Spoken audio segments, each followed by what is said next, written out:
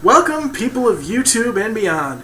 I assume you clicked on the wrong link to end up here, but you know what? You're here! Welcome! Yay! I am Timothy Danger, and this is the Timothy Danger Zone, my forum for discussing anything and everything that comes into my crazy mind with no regard to filters, political correctness, or what may or may not offend people. I'm gonna have some fun. This is my friend, Deb. Now, I suck at self-introductions, as you've obviously noticed. So, she agreed to help me by interviewing me. Now, I thought this meant she had pre-made questions, but turns out she wanted to improvise. Improvising is my very best thing. Most of my YouTube videos are improvised. They are, and she is.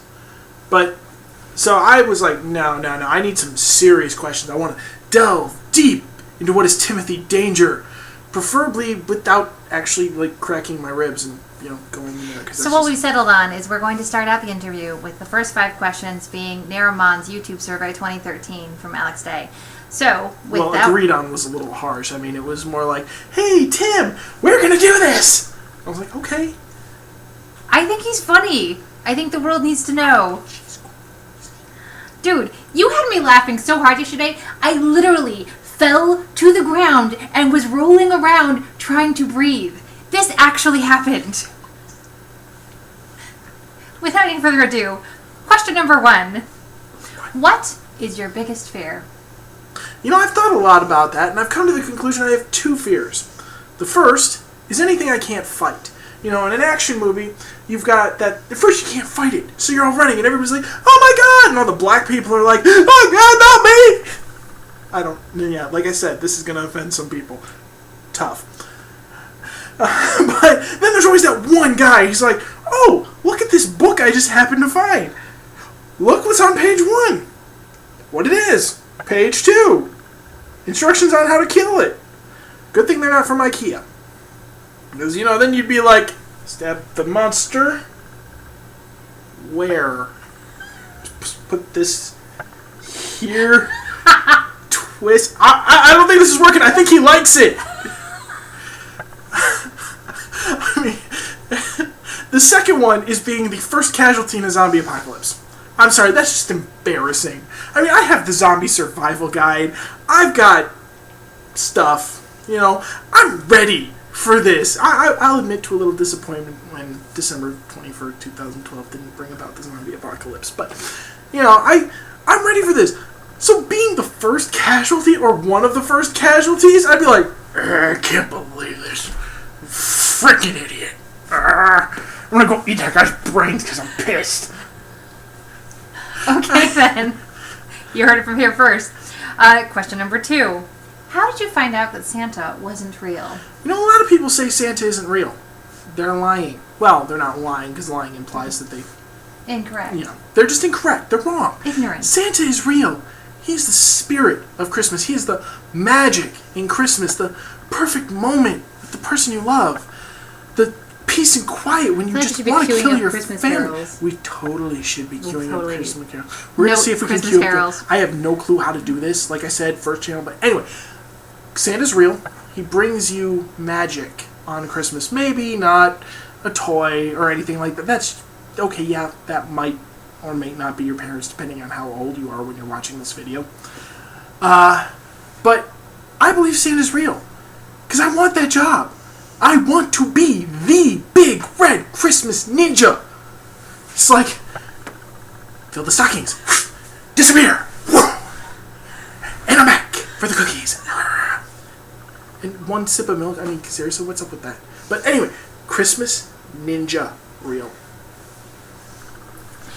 Question number 3. What is the best idea you've ever had?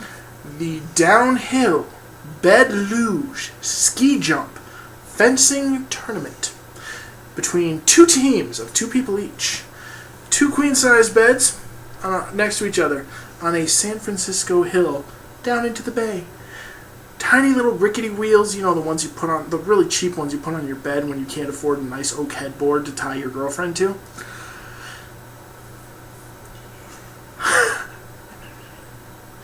Anyway, and a little steering mechanism, and they got 2 drivers and 2 fencers, and the fencers in their back, and they're going, ha, ha, ha, doing their whole Errol Flynn impression. And if you don't know who that is, shame on you. Where's your mind for the classics? Watch an old movie. You know, they're doing their Errol Flynn thing, scoring points on each other. And then you're going down the hill, you're trying so hard not to crash, because I mean, it's San Francisco. Chances are you're going to die. Yeah, you're going to die. So you're going down the hill, you're like, ah! Guys on the back are like, don't let me fall off. Gotcha! And then you hit the ramp at the bottom, and you go flying into the air.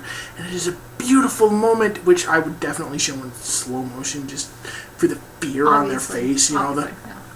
Then they have to strike a pose, like, you know, and then they hit water. And they get graded on how many touches they got, who was the first to ski jump, how far they jumped, how badass the pose was, and if they can land on the mattress instead of in the water. This needs to be a thing. It needs to be a thing. This should be an annual thing. I'm not going to do it because you... No, you're the creator, the founder of this new sport, this new extreme sport. I want to get those guys from Jackass to do it to see if they can live through it. The Timothy Danger bed, luge, ski, jump, fencing tournament. Yep. I want to get the guys from Jackass to do it, and if they live, maybe I'll give it a shot. This needs to be a thing. All right, and question number 4. What is the most embarrassing thing your parents have ever done? My parents have never done anything to embarrass me in my entire life. I don't remember. I've blocked it out. I have no memory of my parents ever embarrassing me. I know they had to. I mean, look at me. They must have done something. I'm insane. But I don't remember. Okay, and question number 5. She patronized me. Question number 5. If you were allowed to pick only one career for the rest of your life, what would it be? One career for the rest of my life?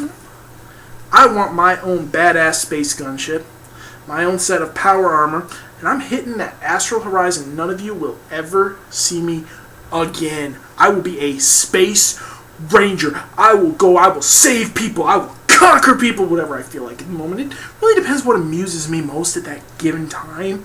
Because, you know, some people really just deserve the... No. You know, I assume even space has dicks. You know, space dicks. It's a porno or somewhere. But I want to be a space ranger. I want to see what's out there. I want to see what's beyond. I'm so sick and tired of, oh, look at this tiny little microscopic thing we found on Earth. It's like, that's nice. I can do nothing with that because I'm not a physicist, so I really don't care. I want to find out what's on other planets. I saw Star Trek and went... Sign me up. Can I sign up? I want to go to the academy. I don't even need to be a commander. I'll freaking clean the toilets after the Klingons leave. Let me tell you something about the Klingons. Wow! Okay. Alright, so that's the Naramon survey.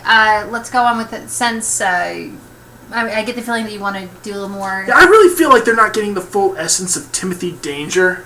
Right, so that begs the next question, question number 6. Where did the name Timothy Danger come from? People would always misspell my name, so I got sick and tired of correcting them, and it was a really simple correction, so at one point I was just like, look, one of those letters needs to be something else. I don't care which one, because either you're going to spell my name correctly, or my name's going to be Danger. So, Timothy Danger, my alter ego, or my alter Lego. Because I like to use Legos to do adventures, because it looks awesome, because then my guy can work for the Coast Guard, or the cops, or the freaking Galaxy Squad. Copyright Lego. I don't know what year, but whatever. This is the latest. This is the Monster creation. Fighter. Yeah, it's a vampire castle. Now, my plan is Timothy Danger is going to crash a car into the front gates while airborne, while whistling Dixie. We're hoping for a little stop motion creativity later on. The Adventures of Timothy Danger, my alter Lego. Which brings me to a quick question. Think about your alter Lego. I mean, come on. Most of us have played with Legos as a kid. Who's yours? What would you do? Leave comments or video responses in the description or the doobly-doo. Okay, I'm sorry. I don't care. I know this word gets used. It's not a word. It cannot. There can be no word is doobly-doo. It sounds like a dance. It's like doobly-doo, doobly-doo, doobly-doo, doobly-doo. It's like, seriously, no. The description below. You can't just say the description below. I got a description below. Yeah. Have I told you the in the pants phenomena? Yes, you've told me about the Question in the number pants 7. phenomenon. It's hilarious. It is. Like, for instance... Not Jim Butcher. Oh, come on. It'd be awesome. Never But that disrespect the title would be so Butcher. Great. Okay, how about this one? Valhalla Rising in your pants. Oh, come on, that's just too easy. I know, but it was awesome. Much like Atlantis Found in my pants. in your pants. Clive Cussler, ladies and gentlemen. Awesome. Yes, awesome. Well, I'm not a huge fan of the new Clive Cussler stuff where he's writing with someone. I'm sorry, Dirk Pitt is like the manliest man of all. He's the awesomest, swashbucklingest, best, manliest man ever. Yes, but the new stuff with is always a new character. But I like the new... Have you read the one about the couple that are archaeologists? I don't care. They're kind of delightful. It's not Dirk They're Pitt. not Dirk... No, Okay. no, they're not Dirk Pitt. Not Dirk Pitt, not Dirk Pitt, not Dirk Pitt. Okay. That's how we met, incidentally. Books. Books. I worked at the Las Vegas airport, McCarran, and in a bookstore. And I stopped by every now and then because I can't tell you where I work or where I live or really anything about myself because I assume I'm going to be offending a lot of people with this, and my family might stumble upon this. But he would periodically, because of his situation, Books. show up for the books. There's no bookstores on the Strip in Vegas. But he would come in and shop books. Bookstores. We're doing our hardest. I know, to they find a killed bookstore. the one I that bought was a here. Nook. I bought a Nook. But he would come in, and we discovered that we had similar interests, and especially our very favorite author, Jim Butcher. And we would geek out hard about the series and the characters, and would spend a good 15, 20 minutes. You need to. Link in the description. Yeah. Because JimButcher.com. oh my gosh, if you haven't read these books, it'll be a transformative experience. How would you describe his Harry Dresden series? My feels. I would call it... My feels. It's like so epic. Harry Dresden is a wizard, but he's basically real. a gumshoe. He's basically a gumshoe. It's noir. He's a noir he's a fiction. detective. He's a detective that happens to also be the only practicing wizard in modern day And Chicago. half the time he doesn't want to do this crap. He's like, really? But he's one of those But heroes. he does it anyway. He's one of those heroes that does this because he feels like he has to. Like, somebody has to stand up to the bad guys. Somebody has to stand up to the evil werewolves, the vampires, the dark fairies. And he's not this guy that's He's like not totally suave and debonair and... like, oh yeah, I just took you out because I'm awesome. No, he's the guy that's like, that freaking hurts. Okay, one of my favorite lines. One of my very favorite lines. He's being tortured by this fallen angel, Nicodemus, he was like, what, a couple thousand years old? Oh, yeah. He's this fallen angel, and he's evil, like, absolute pure evil. And he's trying to convert Harry. He's trying to convince Harry to become one of the fallen. And he's like, look, all you have, and he's torturing him. The man is shackled in a sewer, being electrocuted. So he's in the midst of being genuinely tortured, and the bad guy's just like, look, I will give you tremendous power. I will give you the opportunity to take only the jobs you want, only the things that your conscience will allow you to do. Just take this coin, become a bad guy, work for me. Why not? And Harry, in all his infinite wisdom, looks at him, and very wryly, in the midst of torture, looks at him and says, I've always subscribed to the Tao of Peter Parker. Now, Nicodemus, being a 1,000-year-old villain, has no idea what he's talking about. And he goes, huh? He's like, oh, sorry, you're more of a DC fan? This was my introduction to Harry Dresden. My friend quoted this line to me, and I have read these books I don't know how many times. Oh god, I love them. I want them all. Love them. Awesome. Awesome. But where were we? I have no clue where we were. We were talking about Where the am I? because of books. Who am I? Where am I? Where? So one other question. I talked to you a lot. I'm down here visiting. We were friends. I lived here, moved away, and back visiting. I'm her sanctuary because her life back home is Sanctuary! psychotic. Just a little bit. It's a lot less than it was, which is why I'm going home. But This we may be met. her first and only appearance First on only this. in the danger zone. But Just think, next time you get just me. just him. I'm sorry. But we met because of books and because we're massive nerds. And I'm a writer. I'm actually technically a paid writer. Technically. She sold one. I sold a book! But I also do Okay, we Tim, just is cut that- back because we had to edit a part out because I was doing something that was a little... Inappropriate! Yeah. Anyway. The point is, we're big nerds. We're both big, voracious readers. We have really similar interests. in novels and writers. And as I've been here hanging out on vacation, one of the things we do when we're out walking and out and about is we'll tell each other stories. We'll talk about our books. And he's got this plethora of book characters and adventures and series in his head. And most of them do not have a single word existing in printed or audio format. They're just in his head.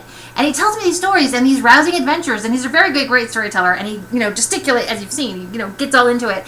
And they're wonderful, and I love them, and I'm really mad. I get really pissed at him because I want him to write these down so that I can read them. If nothing else, I want to read them. A lot of people ask me why I don't write. My response, writing is hard. It is, which is why why I can do the whole spelling thing, but seriously, getting the ideas on the paper, it doesn't work because in my mind, I see these visions, these scenes where everything is just epic. But yeah, try writing that on paper. It's work. It takes work. It does. Being a writer takes work, which is why I haven't been published up until very recently. I don't do work. I think he should do it. So I've tried it. So between me and his brother, we've convinced him that he should try and do National Novel Writing Month. Yeah, she badgered me for like months and months, and then my brother just called me up. He's like, "Hey Tim, I'm doing National Writing Month." I was like, "Okay." He's like, "You should do it too." Okay. Day 2, he hasn't put a word down.